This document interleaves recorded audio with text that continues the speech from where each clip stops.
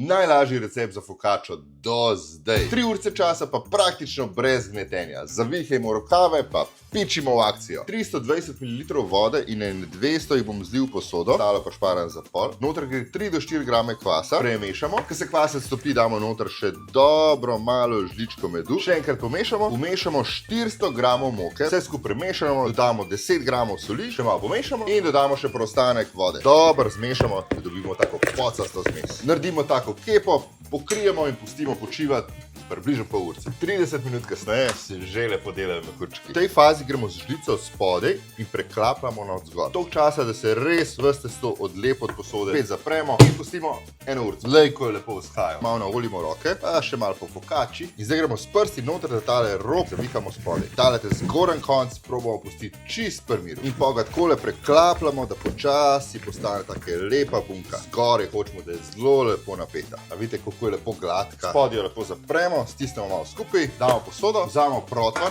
in ga dobro naolimo. Fokačo preložimo noter, zgoren konc je spet gor na vrhu, pazimo, da se nekam ne prime. In zdaj jo pokrijemo s folijo, čez 30-40 minut, odvisen, koliko je to polstano. Testo je lepo vzhaja, pa se še malo razleze. Spet naolimo roke, še šparamo z oljem. Ga sam takole lepo malo raztegnemo in ga nežno s prsti takole pazimo na vse tele mehurčke. Čez narežemo rožmarin. Svedo, da sam če ga povohaš, da spodbuje delovanje možganov. Še ne par paradižnikov, preden gre v pečico, še malo olivenega olja čez, da bo res lepo hrustalo. Zdaj pa v pečico, 250 stopinj, spodnja polica, dobrih 10.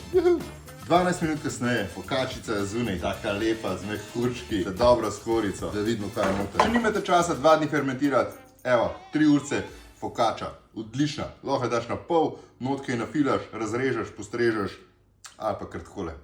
Mene 90. Dober tek!